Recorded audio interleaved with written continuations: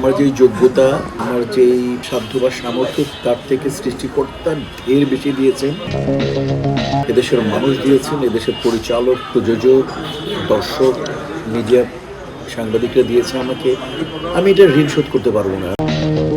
86-এ নতুন মুখে সন্ধানের নায়ক হিসেবে সিলেক্ট হওয়ার পরে 90-এর আমার ওস্তাদ, ফিল্মের ওস্তাদ আমার বাবা ছোটকু আহমেদের পরিচালনায় আমি চেতনা ছবিতে মেইন কাস্ট করি অ্যাজ এ নায়ক হিসেবে। সেটা এই যে আজকে 36 বছর পরিপূর্ণ হলো। বাবা মার কবর জিয়ারত করবো, বিশেষ দিনগুলোতে করি, রোজাতে যাই, বিশেষ দিনগুলোতে করি।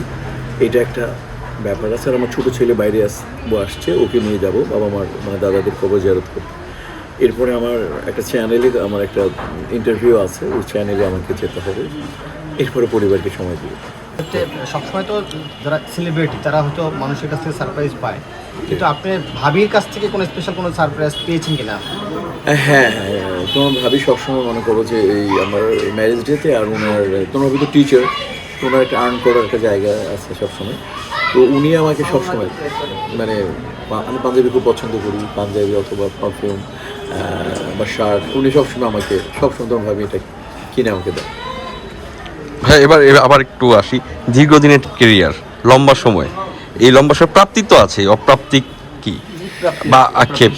যদি প্রাপ্তি তো মানে বলবো যে প্রাপ্তি আমার যেই যোগ্যতা, আমার যেই সাধ্য বা সামর্থ্য, তার থেকে সৃষ্টিকর্তা ঢের বেশি দিয়েছেন। এদেশের মানুষ দিয়েছেন, এদেশের পরিচালক, প্রযোজক, দর্শক, মিডিয়া, সাংবাদিকরা দিয়েছে আমাকে। আমি এটা ঋণ শোধ করতে পারবো না। আমি উপরওয়ালার, আমার দেশের, আমার কলাকুশলীদের এবং আর্টিস্টদের, আমার সহকর্মীদেরও।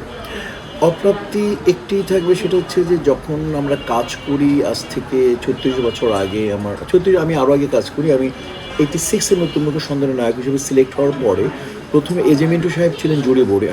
আমি খুব ভালো নাচতাম। তো আমাকে উনি বললেন যে তোমার আমার বন্ধু ছোট্ট আহমেদ একটা ছবিতে আইটেম করে দিব। তখন আইটেম বুঝি না তখন, অথবা আইটেম তখন শব্দটা ছিল কিনা জানি না। তখন আমি শিলা মমতাজ আপু ছিলেন, উনি বাংলাদেশের প্রথম মহিলা ডান্স ডিরেক্টর, উনি আর আমি। ছবির নাম ছিল অত্যাচার। সৈলানা ভাইয়া ববিতা আপু ছিলেন নায়িকা। আমার একটা গান, তাই বলে হ্যাঁ করবো, কারণ আমার মুখে তো আরে ফিল্মে ক্যামেরায় শুটিং করবো, গান করবো, নাচ করবো। তো ওইটা করলাম, ওইটা আমার ফার্স্ট, ওইটা 88-এই। বাট আর আমি 89-এ আমরা ছবি শুটিং করি। 90-তে আমার 19 এই 90-এর আমার ওস্তাদ, ফিল্মের ওস্তাদ আমার বাবা ছোটকু আহমেদের পরিচালনায় আমি চেতনা ছবিতে মেইন কাস্ট করি অ্যাজ এ নায়ক হিসেবে। সেটা এই যে আজকে 36 বছর পরিপূর্ণ হলো। আমি করি ওই প্রথম কাজ আমি করি। আচ্ছা, একটু অন্য প্রসঙ্গে যাচ্ছে, সেটা হচ্ছে আপনি শিল্পী সমিতির নেতৃত্বের সঙ্গে দীর্ঘ সময় পার করেছেন এবং এখনও আপনি শিল্পী সমিতির সভাপতি। তো সেই জায়গা থেকে শিল্পী সমিতির এই সাংগঠনিক কার্যক্রম পরিচালনা করা, পাশাপাশি একটানা কাজ করে যাওয়া, লিড রোলে কাজ করে যাওয়া, তো সেই জায়গাটা আপনি ম্যানেজ করেন কীভাবে? হ্যাঁ, এটা আসলে ম্যানেজ কি, যদি আমি মনে করি সদিচ্ছা যদি থাকে, মানুষের সদিচ্ছা যদি থাকে এবং সে যদি তার কর্মে যদি স্বচ্ছতা থাকে এবং সে যদি সৎ থাকে, তাহলে ইনশাল্লাহ করা সম্ভব। মানে পেশার বাইরেও মানে বলে না যে এক্সট্রা কারিকুলাম হিসাবে। তো সেটা আমি বলবো যে আমার স্বচ্ছতা, আমার সততা, আমার ইচ্ছাও মানে মানুষকে খুশি করে। শিল্পী সমিতিতে অন্তত আপনারা দেখবেন যে আমি আমার জীবনে শিল্পী সমিতি করতে গিয়ে কখনো কেউ আমাকে নিয়ে একটি কথা বলেনি।